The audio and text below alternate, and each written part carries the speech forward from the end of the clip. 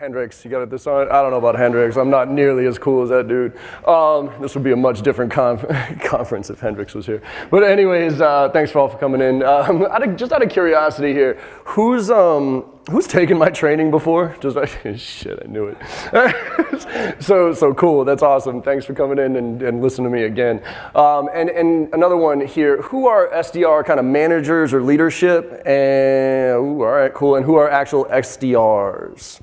Cool, because I want to talk about this. It's funny, Christina pretty much did my training up here as she was talking about it as far as personalization at scale and how to look for those triggers and stuff.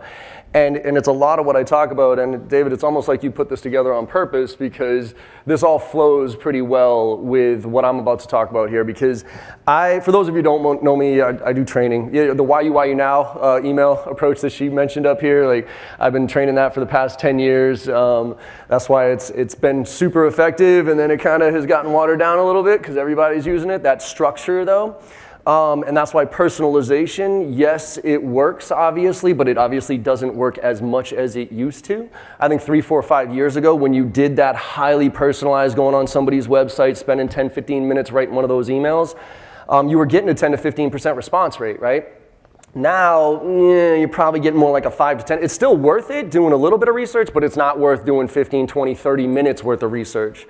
As Christina said, 5 minutes, right? If you can't come up with a cool trigger and make a connection in less than 5 minutes, it's taking too long. It's not about that one story anymore. It's not about that one email anymore. It's about the contact strategy. It's about the story. But, and this is what I want to get into here, SDRs, I love the whole model, okay, of segmentation. You know, when Salesforce really came out with that whole predictable revenue where it was segmenting roles, I thought it made a ton of sense, right? I actually did that in my first company because one sales rep doing the entire continuum of the sales process is really hard. Segmenting it out was great. And then all of a sudden you had all these, the SDR world just exploded, right? And we realized that marketing automation and all that other stuff has absolutely flooded the marketplace with content and made it so hard to crack through the noise. And then you layer on top SDRs cranking out emails and making phone calls, and you have this problem that is just exponentially more difficult to crack through the noise. So we're in this world right now where SDRs are, when I say death of the average sales rep, I'm watching this happen right now because the personalization should be the way that we approach it. I mean, account-based marketing, right? All account-based marketing to me is a realization that we just got to stop spamming people. That's really all account-based marketing is people talk about account-based selling. Account-based selling has been around for years. Ask Miller Hyman, ask Taz, ask any one of them, right? Account-based marketing is like, oh shit, yeah, we just can't blast it out anymore. The problem is that now SDRs are, who's using a sales efficiency tool like SalesLoft, Outreach.io, ToutApp? Okay, so we're all using these tools. The problem is that they're being used as sales. I love sales efficiency, but they're being used as sales automation, and that's what's killing us. Okay, because you have SDRs blasting out these template emails, and to me, these cadences, if you will, right? And to me, I have no idea what the difference between that and Marketo, Eloqua, Pardot, any one of those solutions is. I can actually do that better with Marketo, Eloqua, Pardot, any of those than an SDR can. You know why? Because as a marketer, that's my original background, that was my degree. I'm gonna actually analyze the results, right? I'm gonna use Marketo and send out a blast them out emails, persona-oriented, and I'm gonna tweak and message that and be like, ooh, the data says I should adjust this way. Sales reps rarely do that. But yet they use these tools and to do this, right? And so the challenge we're in right now, I think, is that everybody understands that personalization is the way to go. But A, it takes too much time, and B, managers are still asking sales reps to make 50, 60, 100 dials a day or 100 activities a day or whatever it is. And it's killing us. All right, and this is why. So everybody rips on SDRs, like, you know, on LinkedIn. If you pop onto LinkedIn anytime, you'll see somebody bitching and moaning about some bullshit SDR email that they got and how much it's crap and all this other stuff. I've done it. I'm gonna do it here for a minute, but I'm gonna show you the reason why. But first, talk about death of the SDRs, or I'm sorry, death of the average sales rep. You know, automation is coming for us, whether we like it or not. I mean, talk about artificial intelligence, right? I think people are getting a little bit crazy with artificial intelligence. I'm being asked to do a session at Dreamforce about artificial intelligence, and I'm like, I don't even know what the hell I'm going to talk about. I'm like, did anybody in here actually know what the difference between artificial intelligence is versus machine learning versus automation? Anybody can really give me a clear understanding of that? I think artificial intelligence has become this big thing, but it has some real implications. Because we think about personalization, right? Well, there was a group that I trained at Salesforce, and these two kids came out of Salesforce, and they started this AI company called Shakespeare. And they said, hey, John, we created this bot that does this that does the why you now email personalization at scale, and it does it in less than a minute. I'm like, shit, please. I'm like, whatever. Yeah, send me a sample, right? Because I didn't believe how good it was going to be, right? I was wrong. Check this shit out. So, hey Ryan, I was researching Gainsight and came across your review Chad Hornfield from Influitive wrote about you. It was the line, from an efficiency perspective, we've been able to manage significantly more customers as the team automates the function in Gainsight. That compelled me to reach out to you directly. The reason Chad Hornfield's testimonial stood out is because it resonated with something we strongly believe in. We believe that personalization in your outreach can make the difference between your prospects' desire and engage with you. Our Gmail plugin allows you to reps compose highly personalized sales emails in less than a minute, driving better response rates. A human being did not write that email. Are you shitting me right now? I've been training this stuff for 10 years. I don't think I could have written a better email than that, right? So I fire him back. I was like, there was no human involvement in writing this? And he goes, no human involvement other than picking the article to write from their app. Oh, and by the way, it took 70 seconds. Shit. All right? Now, so I'm not saying this is widespread right now, but this is coming. Machine learning is learning how to make those connections. I mean, even back, remember, Watson, right? IBM Watson. Anybody remember Watson when it went up on Jeopardy? Really? I remember back then I was like, ooh, uh-oh. This thing's making connections that humans can, right? And so I believe personally that somebody asked about phone. I believe that actually, I wrote a post a little while ago that phone is going to make a raging comeback. Raging comeback. You know why? Because I bet you in 2 years, none of you are going to trust a single email that's in your inbox. Has anybody gotten fooled by the AI assistant yet? You know what I mean? Where like you're having a conversation with somebody's assistant to try to schedule a meeting, and you're like, oh, going back and forth. I've gotten fooled 3 times. 3 times, and I pay attention to this shit. The only reason I figure it out is because I use time, the calendar sharing tools like TimeTrade or whatever it is.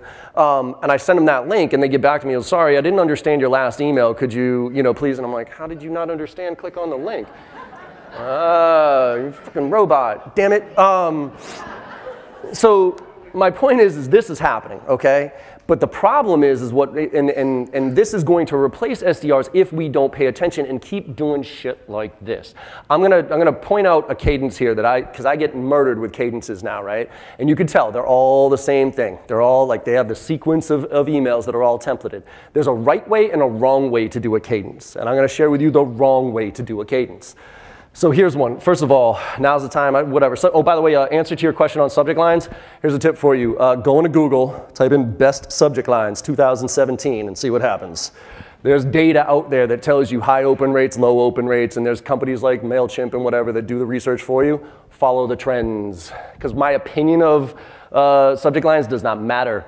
What happens right now, the problem with subject lines is somebody, sales comes up with a decent one, and then marketing grabs a hold of it, blasts out to 1 million people, and it doesn't work anymore. So every quarter I do this best subject lines 2017, see what comes up, follow the data. Anyways, so look at this template, right? John, I've seen this company, sales software, make a sales leadership heroes, and then it's a template. First of all, dear John, pretty sure that you have strong interest, I'm pretty sure, so again, assumptions, stop it. I'm sure you have a strong interest in accelerating your sales process. Everyone in your position loves a quick turnaround from cold to hot sales. That's why we've had this interesting learn more about our company, the industry leading.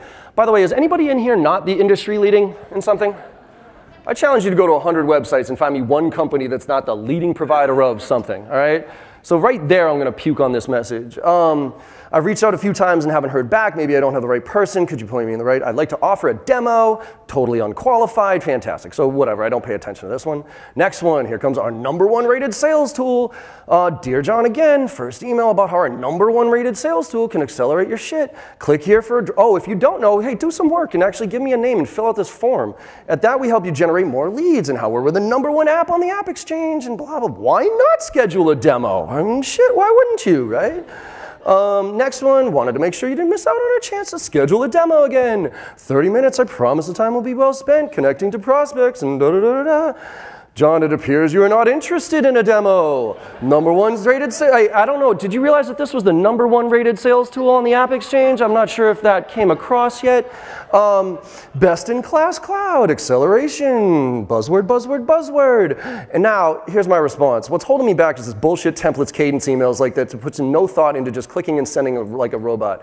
If your marketing department is sending these out, then whatever. But if your sales sending these out, I recommend you wake up and start treating your job with the prospects and your prospects with some respect, and at least put some effort and thought into sending out your emails, or at least you're going to get replaced by a robot in not so distant future. Marketo, Eloquo, whatever, make these engines already better than do it, and you can, right? Regardless, congrats on your response rate. You get a little click on that. Congrats, right?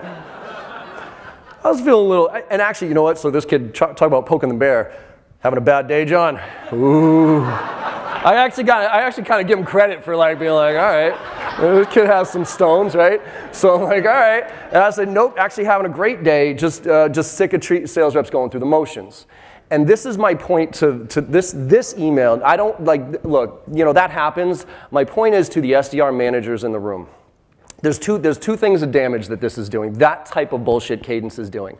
One is it's hurting your brand. The other is this. John, glad you have a great day. Obviously, you have to know I didn't send out that email. I also don't get to choose who gets an email and who doesn't. It's an email blast type of thing. We use Pardot, by the way, good guess.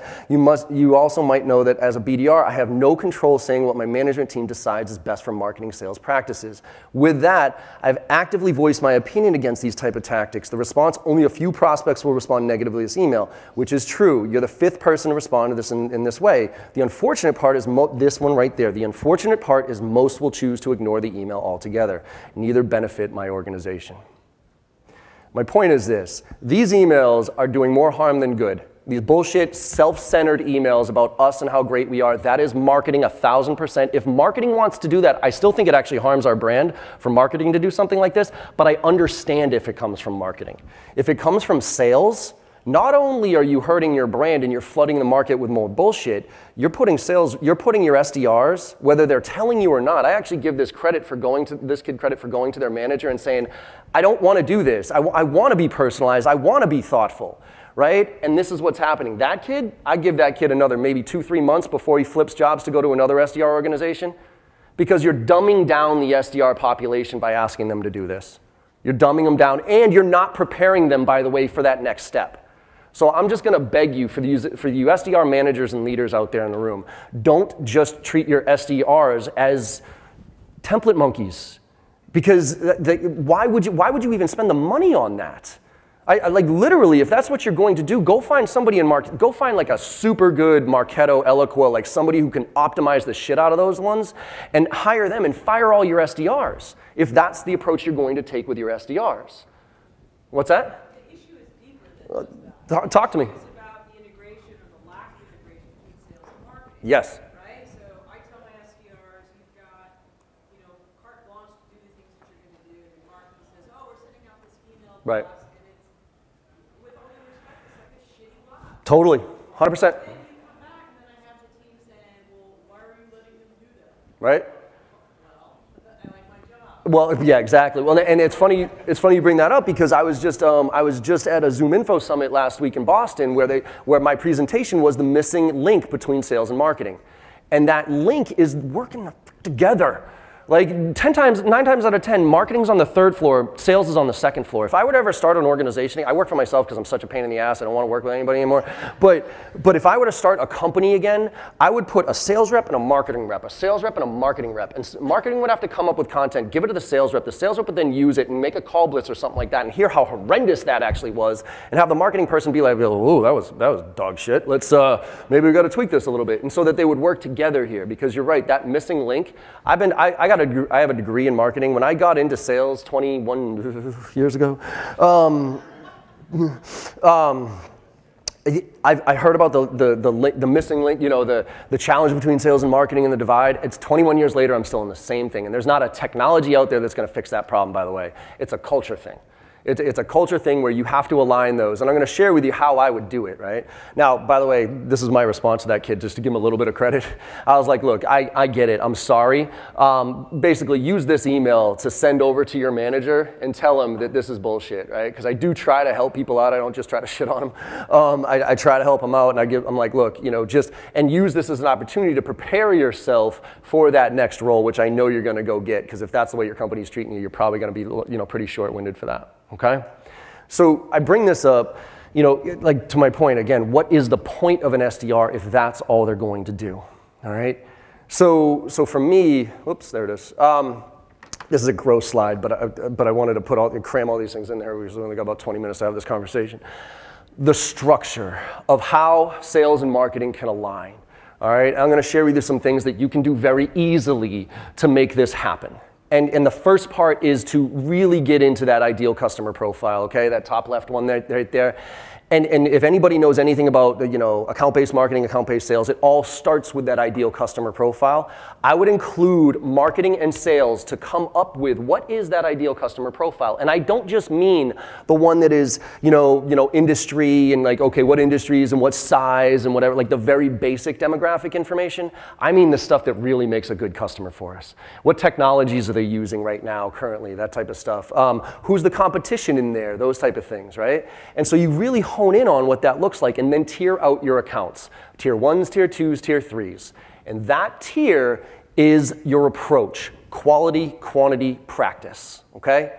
I don't believe, look, if it was up to me, I'd spend a half an hour doing research on every single account that I had to get into, but that's just not reality anymore, okay?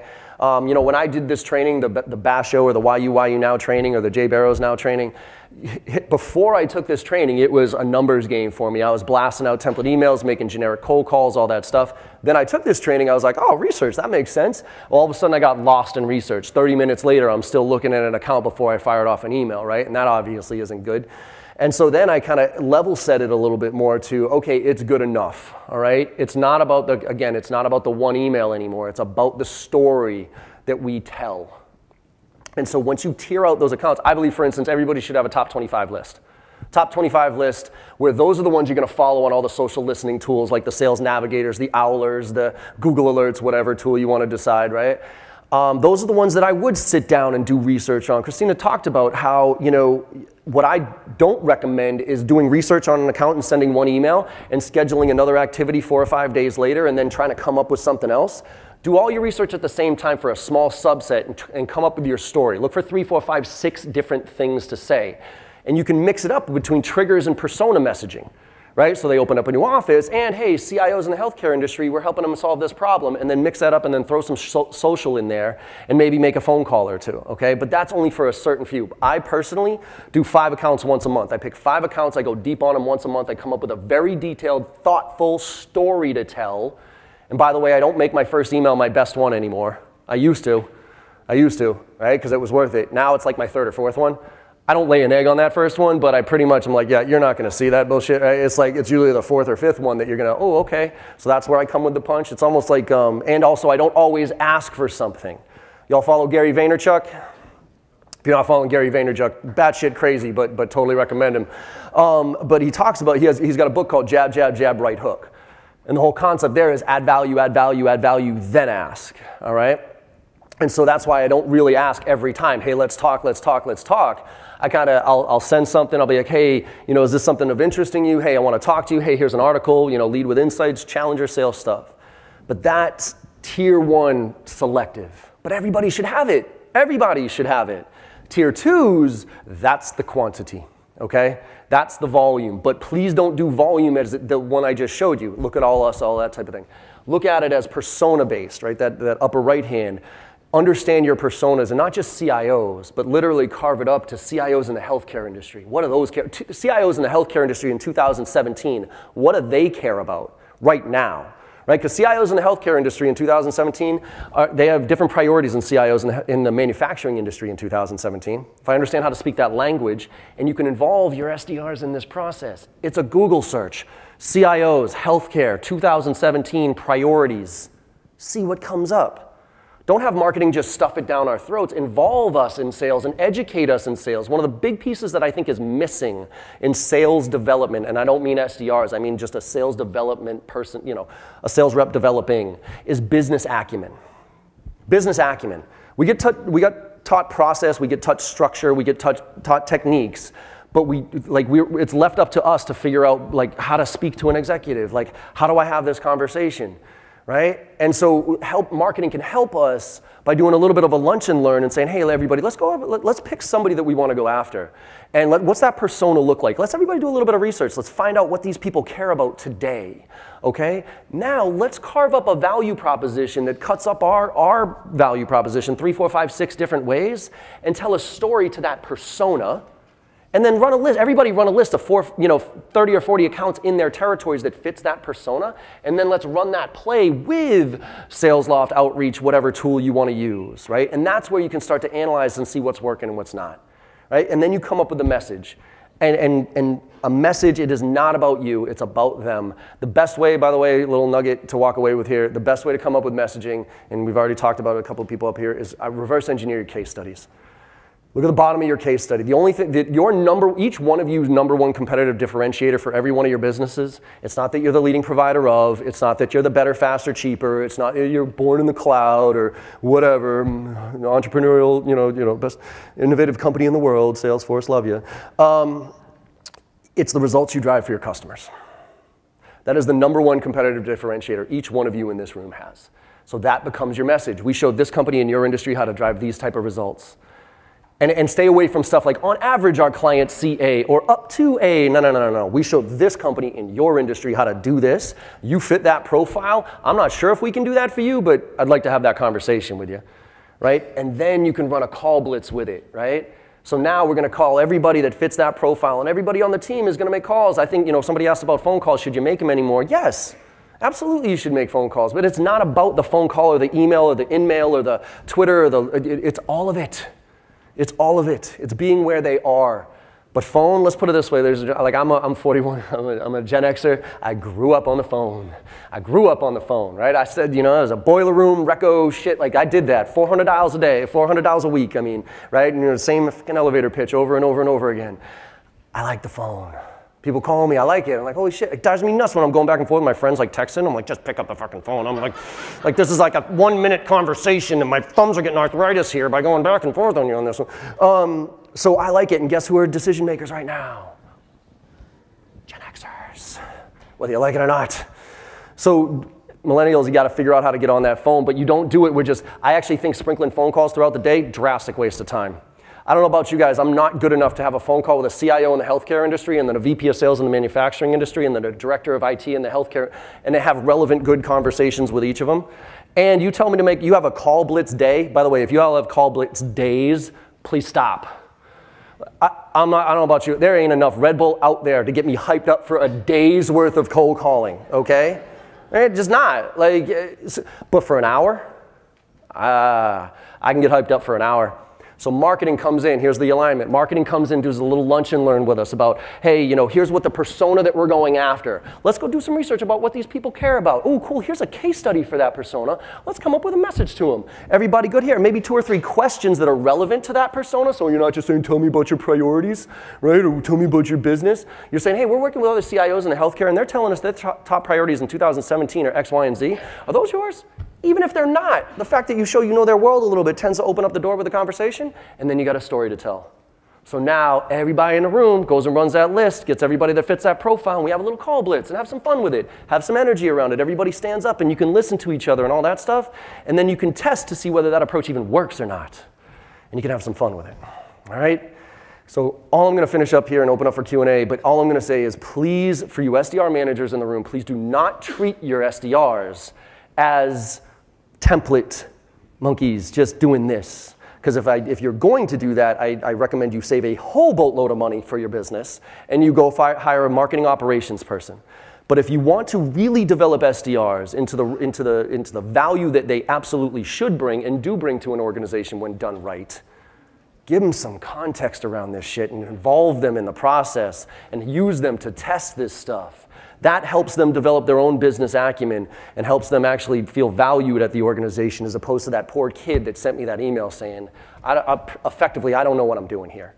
You know what I mean? All right, so I'm going to open up for questions. Anybody got any questions for this shit? Sorry, I go off on rants. All those questions that you had, Christina, were actually questions that I was going to answer. So, anybody got any thoughts or questions? I know we're running a little bit over, so. Oh yeah, and there's my, you want to buy some shit, they're at my store. But anybody have any questions, John at J Barrows, hit me up anytime. You can hit me up on Snapchat, Instagram, all that stuff too. And yes, that is Tom Brady, so go Patriots. Thank you all very much. That was awesome, dude. Thank you so much.